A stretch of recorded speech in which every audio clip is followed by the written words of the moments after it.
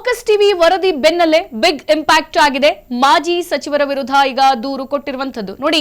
ಎಚ್.ಸಿ. ಮಹದೇವಪ್ಪ, ರಾಜ್ಯಪಾಲರು ಸಿದ್ದರಾಮಯ್ಯ, ಈ ಕುರಿತಂತೆ ಬಿಗ್ ಅಪ್ಡೇಟ್ ಸಿಗ್ತಾ ಇದೆ.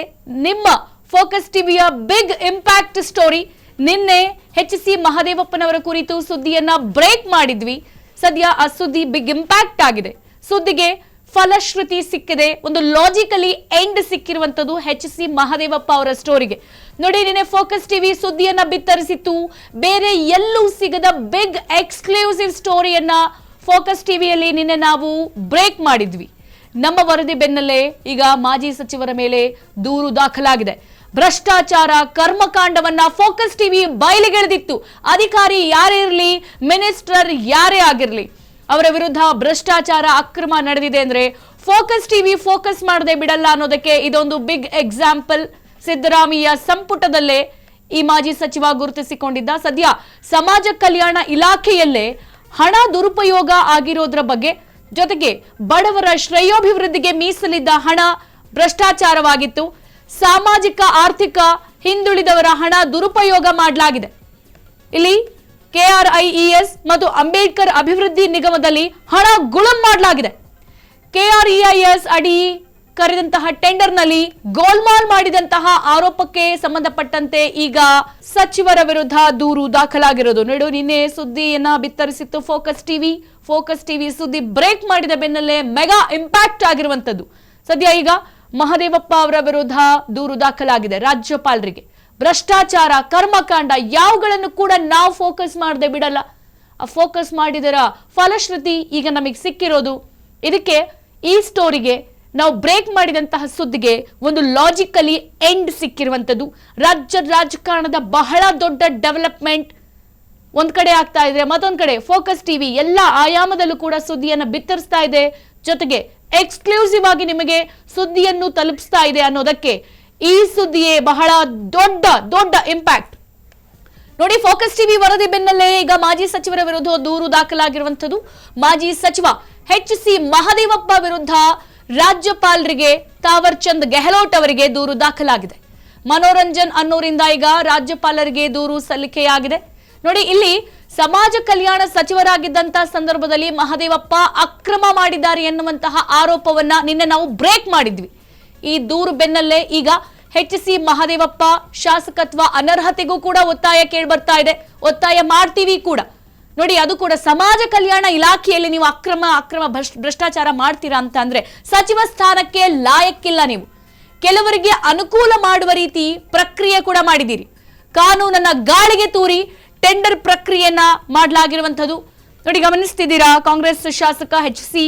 ಮಹದೇವಪ್ಪ ವಿರುದ್ಧ ಭ್ರಷ್ಟಾಚಾರ ನಿನ್ನೆ ಬಯಲಿಗೆಳೆದಿದೆ ಫೋಕಸ್ ಟಿವಿಯ ಮೆಗಾ ಇಂಪ್ಯಾಕ್ಟ್ ಇವತ್ತಾಗಿರುವಂತದ್ದು.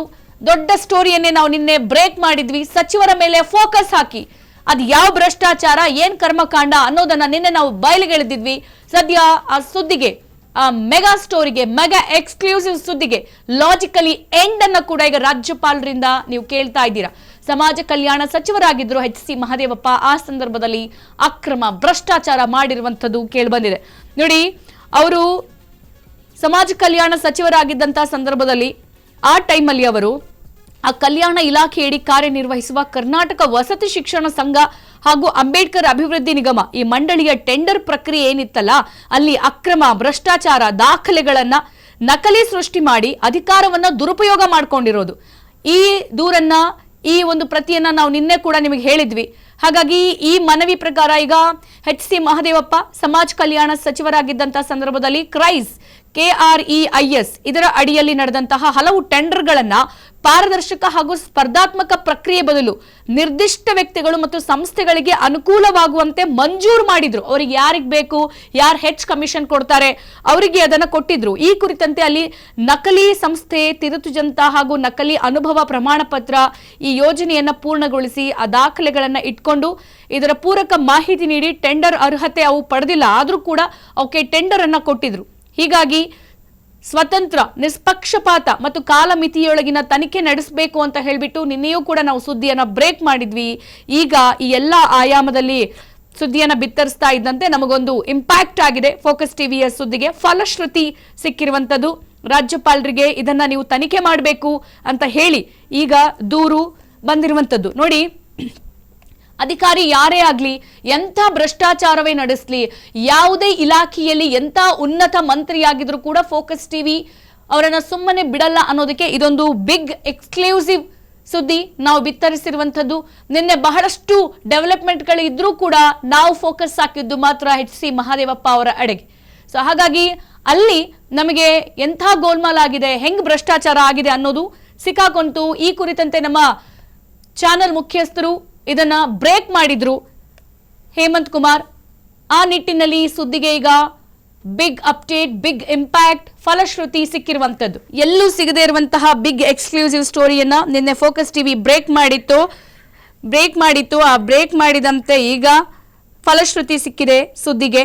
ನೋಡಿ, ನಿನ್ನೆ ನೀವು ಎಲ್ಲೂ ಕೂಡ ಕೇಳರಿಯದ ಸುದ್ದಿನ ನಾವು ಬ್ರೇಕ್ ಮಾಡಿದ್ವಿ. ಆ ಸುದ್ದಿಗೆ ಇವತ್ತು ಫೈನಲಿ ಫಲಶ್ರುತಿ ಸಿಕ್ಕಿರುವಂತದ್ದು. ಇದು ಫೋಕಸ್ ಟಿವಿಯ ಬಿಗ್ ಇಂಪ್ಯಾಕ್ಟ್, ಒಂದು ಲಾಜಿಕಲಿ ಎಂಡ್ ಸಿಕ್ಕಿರುವಂತದ್ದು.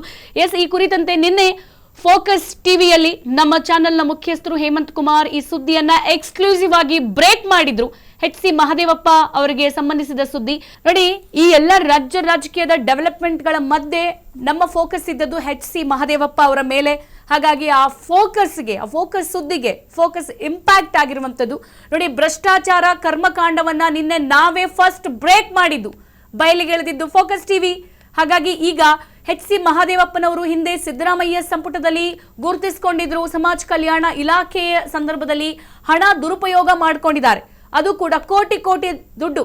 ನೋಡಿ, ಇಲ್ಲಿ ಬಡವರ ಶ್ರೇಯೋಭಿವೃದ್ಧಿಗೆ ಅಂತಾನೆ ಇಲ್ಲಿ ಕೋಟ್ಯಾಂತರ ರೂಪಾಯಿ ಹಣವನ್ನ ಮೀಸಲಿಡಲಾಗುತ್ತೆ. ಅದು ಕೂಡ ಅವ್ರಿವ್ರ ದುಡ್ಡಲ್ಲ, ನಾವು ಬೆವರು ಸುರಿಸಿ ಸಂಬಳ ತಗೊಳ್ತೀವಿ, ಒಂದು ವಸ್ತು ಖರೀದಿ ಮಾಡ್ತೀವಿ, ಅಥವಾ ಎಲ್ಲೋ ಮನೆ ಕಟ್ಟಿಸ್ತೀವಿ. ಈ ಎಲ್ಲದರಲ್ಲೂ ಕೂಡ ನಾವು ಟ್ಯಾಕ್ಸ್ ಅಂತ ಏನ್ ಪೇ ಮಾಡ್ತೀವಿ, ತೆರಿಗೆದಾರರು ನಾವು, ನಮ್ಮ ದುಡ್ಡನ್ನೇ ಅವರು ನಮ್ಮ ಒಂದು ಬಡವರಿಗೆ ಅಥವಾ ನಮ್ಮ ಕಲ್ಯಾಣಕ್ಕಾಗಿ ಮೀಸಲಿಟ್ಟಂತ ದುಡ್ಡು. ನೋಡಿ, ಇಲ್ಲಿ ಸಾಮಾಜಿಕ ಆರ್ಥಿಕ ಹಿಂದುಳಿದವರ ಹಣವನ್ನ ದುರುಪಯೋಗ ಮಾಡಲಾಗ್ತಾ ಇದೆ. ಇಲ್ಲಿ KRIES ಮತ್ತು ಅಂಬೇಡ್ಕರ್ ಅಭಿವೃದ್ಧಿ ನಿಗಮದಲ್ಲಿ ಹಣವನ್ನ ಗುಳುಂ ಮಾಡಿರುವಂತದ್ದು. ಈಗ ಈ ಕುರಿತಂತೆ ಮತ್ತಷ್ಟು ಡೀಟೇಲ್ಸ್ ಕೊಡೋದಕ್ಕೆ ನಮ್ಮ ಚಾನೆಲ್ ನ ಔಟ್ಪುಟ್ ಎಡಿಟರ್ ಆಗಿರುವಂತಹ ಹಬೀಬ್ ದಂಡಿ ಫೋನು ಸಂಪರ್ಕದಲ್ಲಿದ್ದಾರೆ. ಹಬೀಬ್ ದಂಡಿ, ನಿನ್ನೆ ಈ ಸುದ್ದಿಯನ್ನ ಫಸ್ಟ್ ಬ್ರೇಕ್ ಮಾಡಿದ್ದೆ ನಾವು. ಎಲ್ಲರ ಗಮನ ರಾಜಕಾರಣದ ಬೇರೆ ಡೆವಲಪ್ಮೆಂಟ್ ಅಲ್ಲಿ ಇದ್ರೆ ನಾವು ಮಾತ್ರ ಫೋಕಸ್ ಹಾಕಿದ್ದು HC ಮಹದೇವಪ್ಪ ಅವರ ಭ್ರಷ್ಟಾಚಾರದ ಮೇಲೆ. ಕೋಟ್ಯಾಂತರ ರೂಪಾಯಿ ದುಡ್ಡು, ಅದು ಕೂಡ ಬಡವರ ಅಭಿವೃದ್ಧಿಗಾಗಿ ಇಟ್ಟಂತ ದುಡ್ಡನ್ನ ಸಮಾಜ ಕಲ್ಯಾಣ ಇಲಾಖೆ ಸಚಿವರಾದಂತಹ ಸಂದರ್ಭದಲ್ಲಿ ಗುಳುಂ ಮಾಡಿರೋದು. ಎಂಥ ವಿಕೃತ ಮನಸ್ಥಿತಿಯ ಮಂತ್ರಿ ಆಗಿರ್ಬೋದು, ಅದರ ಜೊತೆಗೆ ನಾನೇನು ತಪ್ಪೇ ಮಾಡಿಲ್ಲ ಅನ್ನುವಂತ ನಿಟ್ಟಿನಲ್ಲಿ ಇವರು ಗುರುತಿಸಿಕೊಂಡಿರೋದು. ಈ ಸ್ಟೋರಿ ಕುರಿತಂತೆ ಏನು ಅಪ್ಡೇಟ್ಸ್ ಲಭ್ಯ ಆಗ್ತಾ ಇದೆ ಸದ್ಯಕ್ಕೆ? ಎಸ್ ವಿದ್ಯಾ, ಈಗಾಗಲೇ ನೋಡಿ, ರಾಜ್ಯಪಾಲರ ಬಳಿಯೇ ದೂರು ದಾಖಲಾಗಿರ್ತಕ್ಕಂಥದ್ದು. ಈ ಪ್ರಕರಣದ ಗಂಭೀರತೆ ಎಷ್ಟು ಅನ್ನುವಂಥದ್ದು ನಮಗೆ ಗೊತ್ತಾಗ್ತಾ ಇದೆ. ಒಬ್ಬ ಮಾಜಿ ಸಚಿವ ಮತ್ತೆ ಸಚಿವ ಸ್ಥಾನದ ಹಪಾಹಪಿಯಲ್ಲಿರುವಾಗಲೇ ತನ್ನ ಬೆಂಬಲಿಗರನ್ನ ಮತ್ತು ಬೆಂಬಲಿಗರ ಸಂಘಟನೆಗಳನ್ನ ಬಿಟ್ಟು ತನ್ನ ಪರವಾಗಿ ಒಂದು ಹೋರಾಟಗಳನ್ನ ಅಥವಾ ಸ್ಟ್ರೈಕ್ ಗಳನ್ನ ಮಾಡಿಸ್ತಾ ಇರತಕ್ಕಂತ ಹೊತ್ತಿನಲ್ಲೇ ಆ ಮಾಜಿ ಸಚಿವರ ವಿರುದ್ಧ ಭ್ರಷ್ಟಾಚಾರದ ಆರೋಪ ಕೇಳಿ ಬಂದಿರತಕ್ಕಂಥದ್ದು ದುರದವೇ ಸರಿ. ಈಗಾಗಲೇ ಹಲವು ಬಾರಿ, ಈ ಬಾರಿ ಅಷ್ಟೇ ಅಲ್ಲ, ಈಗಾಗಲೇ 3-4 ಬಾರಿ ಅವರು ಸಚಿವರಾಗಿ ಕೆಲಸ ಮಾಡಿದ್ದಾರೆ. ಪ್ರತಿ ಬಾರಿ ಅವರು ಸಚಿವರಾದಾಗ್ಲೂ ಕೂಡ ಈ ತರಹದ್ದೇ ಭ್ರಷ್ಟಾಚಾರದ ಆರೋಪಗಳು ಮೇಲಿದ ಮೇಲೆ ಕೇಳಿ ಬರ್ತಾ ಇತ್ತು. ಬಹಳ ಪ್ರಮುಖವಾಗಿ ಈ ಬಾರಿ ಅವರು ಸಮಾಜ ಕಲ್ಯಾಣ ಇಲಾಖೆ ಸಚಿವರಾಗಿ ಕೆಲಸ ಮಾಡ್ತಾ ಇದ್ರು ವಿದ್ಯಾ. ಅವ್ರ ಜೊತೆಗೆ ಅವರ ಬಾಮೈದ ಮತ್ತು ಅವರ ಮಗ ಸಂಸದ ಆಗಿರ್ತಕ್ಕಂಥ ಸುನೀಲ್ ಬೋಸ್ ಕೂಡ ಈ ಭ್ರಷ್ಟಾಚಾರದಲ್ಲಿ ದೊಡ್ಡ ಮಟ್ಟದಲ್ಲಿ ಪಾಲುದಾರರು ಮತ್ತು ಅವರು ಕೂಡ ತಮ್ಮ ಪ್ರಭಾವವನ್ನ ಬೀರಿ ಅಧಿಕಾರಿಗಳಿಂದ ಭ್ರಷ್ಟಾಚಾರಕ್ಕೆ ಅನುವು ಮಾಡಿಕೊಡ್ತಿದ್ರು ಅನ್ನುವಂಥದ್ದು ಕೂಡ ಆರೋಪಗಳು ಕೇಳಿ ಬಂದಿದೆ. ಹಾಗಾಗಿ ಈಗ ದೂರು ಕೊಟ್ಟಿರ್ತಕ್ಕಂಥ ವ್ಯಕ್ತಿ ಇದಾರಲ್ಲ, ಅವಳು ಮೊದಲು ಈ ಭ್ರಷ್ಟಾಚಾರ, ಸಾರ್ವಜನಿಕರಿಂದ ಭ್ರಷ್ಟಾಚಾರದ ಮೂಲಕ ವಸೂಲಿ ಮಾಡಿರ್ತಕ್ಕಂಥ ಹಣವನ್ನು ವಸೂಲಿ ಮಾಡಿಸಿ ನಂತರ ಅವರ ಶಾಸಕ ಸ್ಥಾನವನ್ನು ಕೂಡ ಅನರ್ಹತೆಗೊಳಿಸಿ ಅನ್ನುವಂತ ಒಂದು ಒತ್ತಾಯ ಇದೆಯಲ್ಲ, ಇದು ದೊಡ್ಡ ಮಟ್ಟದಲ್ಲಿ ಕಾಂಗ್ರೆಸ್ ಪಕ್ಷಕ್ಕೆ ಮತ್ತು ಸ್ವತಃ HC ಮಹದೇವಪ್ಪ ಅವರಿಗೆ ಹೊಡೆತ ಬೀಳುವಂತದ್ದು. ಈ ಕುರಿತಂತೆ ನಾವು ಕಳೆದ 4-5 ದಿನಗಳಿಂದ ನಿರಂತರವಾಗಿ ಸುದ್ದಿಗಳನ್ನ ಪ್ರಸಾರ ಮಾಡ್ತಾ ಬರ್ತಾ ಇದೀವಿ. ಯಾವುದೇ ಸುದ್ದಿ ವಾಹಿನಿಗಳಾಗ್ಲಿ ಅಥವಾ ಯಾವುದೇ ಪತ್ರಿಕಾ ಮಾಧ್ಯಮಗಳಾಗಿ ಈ ಕುರಿತಂತ ಸುದ್ದಿಗಳನ್ನ ಪ್ರಕಟಿಸಿರ್ಲಿಲ್ಲ. ಆದ್ರೂ ಕೂಡ ಯಾವುದಕ್ಕೂ ನಾವು ಹಿಂದೆ ಮುಂದೆ ನೋಡದೆ ಸುದ್ದಿಗಳನ್ನ ಪ್ರಕಟಿಸ್ತಾ ಇದೀವಿ. ಈಗ ರಾಜ್ಯಪಾಲರ ಬಳಿಯೂ ಕೂಡ ಈ ಒಂದು ದೂರು ದಾಖಲಾಗಿರೋದ್ರಿಂದ ಅದು ಎಷ್ಟು ಮಟ್ಟಿಗಿನ ಆಕ್ಷನ್ ಅನ್ನ ರಾಜ್ಯಪಾಲರು ಕೂಡ ಸ್ವತಃ ತೆಗೆದುಕೊಳ್ತಾರೆ, ಸ್ಪೀಕರ್ ಅವರಿಗೆ ಅಥವಾ ಸಂಬಂಧಪಟ್ಟ ಮುಖ್ಯಮಂತ್ರಿಗಳಿಗೆ ಯಾವ ನಿರ್ದೇಶನವನ್ನು ಮಾಡ್ತಾರೆ ಅನ್ನುವಂಥದ್ದು ಕೂಡ ಸಾಕಷ್ಟು ಕುತೂಹಲ ಮೂಡಿಸಿದೆ. ಈ ಹೊತ್ತಿಗೆ HC ಮಹದೇವಪ್ಪನವರು ಯಾವುದೇ ರೀತಿಯ ಪ್ರತಿಕ್ರಿಯೆಯನ್ನ, ಒಂದು ಬಹಿರಂಗ ಪ್ರತಿಕ್ರಿಯೆಯನ್ನ ಕೊಟ್ಟಿಲ್ಲ. ಸುನೀಲ್ ಬೋಸ್ ಆಗ್ಲಿ ಯಾವುದೇ ಪ್ರತಿಕ್ರಿಯೆಯನ್ನ ಕೊಟ್ಟಿಲ್ಲ. ಆದರೆ ಸಮಾಜ ಕಲ್ಯಾಣ ಇಲಾಖೆಯಲ್ಲಿ ಇರ್ತಕ್ಕಂಥ ಹಲವಾರು ಅಧಿಕಾರಿಗಳು ಈ ಹೊತ್ತಿಗೂ ಕೂಡ ಮಹದೇವಪ್ಪನವರ ಭ್ರಷ್ಟಾಚಾರದ ವಿರುದ್ಧ ತಮ್ಮ ಆಕ್ರೋಶವನ್ನು ಹೊರಹಾಕ್ತಾ ಇರ್ತಕ್ಕಂಥದ್ದು ಮತ್ತು ಸಾಕಷ್ಟು ನೊಂದಿರತಕ್ಕಂತಹ ಸಾರ್ವಜನಿಕರು ಕೂಡ ಈ ಕುರಿತಂತೆ ಮತ್ತಷ್ಟು ದೂರು ದಾಖಲಿಸಲಿಕ್ಕೂ ಕೂಡ ಮುಂದಾಗಿರ್ತಕ್ಕಂಥದ್ದು ವಿದ್ಯಾ. ಈಗ ಇನ್ನೊಂದು ಪ್ರಶ್ನೆ ಹಬೀಬ್ ದಂಡಿ, ಈಗ ಆಲ್ರೆಡಿ ಇರುವಂತಹ 20 ಸಚಿವ ಸ್ಥಾನಕ್ಕೆ 60 ಶಾಸಕರೇನು ದುಂಬಾಲ್ ಬಿದ್ದಿದ್ದಾರೆ, ಸಚಿವ ಸ್ಥಾನ ಬೇಕೇ ಬೇಕು ಅಂತ ಹೇಳಿ. ಅದರಲ್ಲಿ ಎಚ್ ಸಿ ಮಹದೇವಪ್ಪ ಅವರು ಕೂಡ ಒಂದು, ಹಾಗೆ ಸಿದ್ದರಾಮಯ್ಯನವರ ಬಣದಲ್ಲಿ ಬಹಳ ಹೆಚ್ಚಾಗಿ ಗುರುತಿಸಿಕೊಂಡಿದ್ದು ಎಚ್ ಸಿ ಮಹದೇವಪ್ಪನವರು. ಹಾಗಾಗಿ ಈ ಸಂದರ್ಭದಲ್ಲಿ ಈ ಒಂದು ಭ್ರಷ್ಟಾಚಾರ, ಈ ಒಂದು ಅಕ್ರಮ, ಸಚಿವ ಸ್ಥಾನ ಏನಾದ್ರೂ ಕೈ ತಪ್ಪಿಸಬಹುದಾ ಅವ್ರದ್ದು? 100% ಸಚಿವ ಸ್ಥಾನ ಕೈ ತಪ್ಪಿಸಬಹುದು ಅಲ್ಲ, ತಪ್ಪಿದಂತೆ. ಯಾಕಂದ್ರೆ ಈಗಾಗಲೇ ಸಚಿವರಾಗಿರ್ತಕ್ಕಂಥವ್ರಿಗೆ ಒಂದಷ್ಟು ಜನ 15ರಿಂದ 20 ಹಳೆ ಸಚಿವರಿಗೆ ಸಚಿವ ಸ್ಥಾನ ಕೊಡೋದಿಲ್ಲ ಅನ್ನುವಂಥದ್ದು ಒಂದು ಪೂರ್ವ ನಿರ್ಧಾರಿತವಾಗಿರ್ತಕ್ಕಂಥದ್ದು, ಹೊಸಬರಿಗೆ ಅವಕಾಶ ಮಾಡಿಕೊಡ್ಬೇಕಾಗಿರ್ತಕ್ಕಂಥದ್ದು. ಅದರಲ್ಲಿ ಯಾರಿಗೆ ಸಚಿವ ಸ್ಥಾನ ತಪ್ಪುತ್ತೆ ಅಂತಂದ್ರೆ, ಒಂದು ಪ್ರಮುಖವಾಗಿ ತಮ್ಮ ಇಲಾಖೆಯನ್ನ ಸರಿಯಾಗಿ ನಿರ್ವಹಿಸದೇ ಇರುವಂತವರಿಗೆ ಮತ್ತು ಭ್ರಷ್ಟಾಚಾರಗಳನ್ನು ಮಾಡಿರ್ತಕ್ಕಂಥವ್ರಿಗೆ. ಎಸ್ ಸಿ ಮಹದೇವಪ್ಪ ಅಂತ ಮಹತ್ ಕ್ರಾಂತಿಯನ್ನು ಮಾಡಿಲ್ಲ ಸಮಾಜ ಕಲ್ಯಾಣ ಇಲಾಖೆಯಲ್ಲಿ, ಬರೀ ಮಿನಿಮಮ್ ಪರ್ಸೆಂಟೇಜು ಮತ್ತು ಅವ್ರು ಇರ್ತಕ್ಕಂಥ ಭ್ರಷ್ಟಾಚಾರದಲ್ಲೇ ಮುಳುಗ್ಬಿಟ್ರು. ಅದರ ಜೊತೆಗೆ ಅವರು ಆಡಳಿತದಲ್ಲೂ ಕೂಡ ವಿಫಲರಾಗಿರ್ತಕ್ಕಂಥದ್ದು. ಈಗ ಭ್ರಷ್ಟಾಚಾರದ ಆರೋಪಗಳು ಕೂಡ ಕೇಳಿ ಬಂದಿರೋದ್ರಿಂದ ಅವ್ರು ಯಾವುದೇ ರೀತಿಯ ಪ್ರೊಟೆಸ್ಟ್ ಗಳನ್ನ ಮಾಡಿಸಿದ್ರು, ಹೈಕಮಾಂಡ್ ಮೇಲೆ ಒತ್ತಡವನ್ನ ಹಾಕಿದ್ರು, ಅವರಿಗೆ ಈ ಬಾರಿ ಸಚಿವ ಸ್ಥಾನ ಸಿಗೋದು ಇನ್ನೆರಡು ವರ್ಷದ ಅವಧಿಗೆ ಅದು ಸಾಧ್ಯವೇ ಇಲ್ಲ. ಸದ್ಯಕ್ಕೆ ಸಚಿವ ಸ್ಥಾನ ಇಲ್ಲದೆ ಇದ್ರು ಪರವಾಗಿಲ್ಲ, ಅಟ್ಲೀಸ್ಟ್ MLA ಗಿರಿನಾದ್ರೂ ಉಳಿಲಿ, ಶಾಸಕ ಸ್ಥಾನನಾದ್ರೂ ಉಳಿಲಿ ಅನ್ನುವಂತ ನಿರೀಕ್ಷೆಯಲ್ಲಿ ಅವರು ಇದ್ದಾರೆ. ಯಾಕಂದ್ರೆ ಒಂದು ವೇಳೆ ರಾಜ್ಯಪಾಲರೇನಾದ್ರೂ ಅವ್ರಿಗೆ ಬಂದಿರತಕ್ಕಂಥ ದೂರುಗಳ ದಾಖಲೆಗಳನ್ನ ಗಂಭೀರವಾಗಿ ಪರಿಗಣಿಸಿ ಅವರ ಮೇಲೆ ಕ್ರಮಕ್ಕೇನಾದ್ರೂ ಮುಂದಾದ್ರು ಅಂತಂದ್ರೆ ಖಂಡಿತ ಅವರ ಶಾಸಕ ಸ್ಥಾನಕ್ಕೂ ಕುತ್ತು ಬರುವಂತಹ ಎಲ್ಲಾ ಸಾಧ್ಯತೆಗಳು ಕೂಡ ಇರತಕ್ಕಂಥದ್ದು. ಹಾಗಾಗಿ ಈಗ ಇವತ್ತಾಗ್ಲೇ ನೋಡಿ, ಬಿಡದಿ ರೆಸಾರ್ಟ್ ಅಲ್ಲಿ ವಂಡರ್ಲಾ ರೆಸಾರ್ಟ್ ಇದೆಯಲ್ಲ ಬಿಡದಿಯಲ್ಲಿ, ಅಲ್ಲಿ ಇವತ್ತು ಎಲ್ಲರೂ ಸೇರ್ಕೊಂಡು CLP ಮೀಟಿಂಗ್ ಮಾಡ್ಕೊಂಡು ಅಲ್ಲಿ ವಿಧಾನ ಪರಿಷತ್ ಚುನಾವಣೆಗೆ ತಯಾರಾಗ್ತಾ ಇರ್ತಕ್ಕಂಥದ್ದು. ಈ ಹಂತದಲ್ಲಿ ಮಹದೇವಪ್ಪ ಅವರ ಮೇಲೆ ಸೂಕ್ತ ಕ್ರಮಕ್ಕೂ ಕೂಡ ಸರ್ಕಾರದಿಂದ ಮತ್ತು ಪಕ್ಷದಿಂದ ತೆಗೆದುಕೊಳ್ಳುವಂತ ಎಲ್ಲಾ ಸಾಧ್ಯತೆ ಇದೆ. ಎಲ್ಲಕ್ಕಿಂತ ಮುಖ್ಯವಾಗಿ DK ಶಿವಕುಮಾರ್ ಅವರಿಗೂ ಮತ್ತು ಮಹದೇವಪ್ಪನವರಿಗೆ ಶತಾಯಗತಾಯಾಗಿ ಬರ್ತಾ ಇರ್ಲಿಲ್ಲ. ಹಲವಾರು ಬಾರಿ ಮಹದೇವಪ್ಪನವರು DK ಶಿವಕುಮಾರ್ ವಿರುದ್ಧ ಮುಖ್ಯಮಂತ್ರಿ ಕುರ್ಚಿ ಬದಲಾವಣೆ ಸಂದರ್ಭದಲ್ಲಿ ಬಾಯಿಗೆ ಬಂದ ಹಾಗೆ ಮಾತನಾಡಿರ್ತಕ್ಕಂಥದ್ದು. ಇವೆಲ್ಲವನ್ನು ಕೂಡ DK ಶಿವಕುಮಾರ್ ಮನಸ್ಸಲ್ಲಿ ಇಟ್ಕೊಂಡಿದ್ದಾರೆ. ಸಚಿವಗಿರಿ ಕೊಡುವಂತದ್ದು ಮುಖ್ಯಮಂತ್ರಿ ವಿವೇಚನೆಗೆ ಬಿಟ್ಟಿರ್ತಕ್ಕಂಥದ್ದಾಗಿರೋದ್ರಿಂದ ಮಹದೇವಪ್ಪನವರಿಗೆ ಯಾವುದೇ ಕಾರಣಕ್ಕೆ ಅವರು ಕನ್ಸಿಡರ್ ಮಾಡೋದಕ್ಕೆ ಸಾಧ್ಯನೇ ಇಲ್ಲ. ಎಲ್ಲಕ್ಕಿಂತ ದೊಡ್ಡ ಮುಖ್ಯ ಕಾರಣ ಏನಂತಂದ್ರೆ, ಸ್ವತಃ ಸಿದ್ದರಾಮಯ್ಯನವರ ಪರಮಾತ್ಮಂತನೇ ಕರೆದುಕೊಳ್ಳುವಂತ ಮಹದೇವಪ್ಪನವರ ಕೈಯನ್ನ ಸಿದ್ದರಾಮಯ್ಯ ಬಿಟ್ಬಿಟ್ಟಿದ್ದಾರೆ. ಬಹಳಷ್ಟು ತಮ್ಮ ಜೊತೆಗಿದ್ದು ತಮ್ಮ ಬೆನ್ನಿಗೆ ಚೂರಿ ಹಾಕಿರ್ತಕ್ಕಂಥ, ವಿಶ್ವಾಸದ್ರೋಹ ಮಾಡಿರ್ತಕ್ಕಂಥ ಹಲವಾರು ಆಪ್ತರನ್ನ ಸಿದ್ದರಾಮಯ್ಯ ದೂರ ಮಾಡಿರ್ತಕ್ಕಂಥದ್ದು. ಅದರಲ್ಲಿ ಎಚ್ ಸಿ ಮಹದೇವಪ್ಪನವರ ಹೆಸರು ಕೂಡ ಒಂದು. ಹಾಗಾಗಿ ಮಹದೇವಪ್ಪನವರ ಬೆನ್ನಿಗೆ ಅಥವಾ ಅವರ ಪರ ಲಾಬಿ ಮಾಡಲಿಕ್ಕೆ ಸಿದ್ದರಾಮಯ್ಯನವರು ಮುಂದಾಗ್ತಿಲ್ಲ. ಹಾಗಾಗಿ ಎಚ್ ಸಿ ಮಹದೇವಪ್ಪನವರು ಈ ಒಂದು ಸಚಿವ ಪಟ್ಟಿಯಿಂದ, ಇನ್ನು ಉಳಿದಿರ್ತಕ್ಕಂಥ 20 ಸಚಿವರ ಪಟ್ಟಿಯಿಂದ 100% ಹೊರಗಡೆ ಉಳಿದ್ ಬಿಟ್ಟಿದ್ದಾರೆ ಆಲ್ರೆಡಿ. ಈಗ ಉಳಿದಿರ್ತಕ್ಕಂಥದ್ದು ಅವ್ರದ್ದು ಒಂದೇ ಗುರಿ, ಶಾಸಕ ಸ್ಥಾನನಾದ್ರೂ ಉಳ್ಕೋಬೇಕು ಅನ್ನುವಂಥದ್ದು. ವಿದ್ಯಾ, ಧನ್ಯವಾದಗಳು ಹಬೀಬ್ ದಂಡಿ ನಿಮ್ಮೆಲ್ಲ ಮಾಹಿತಿಗೆ.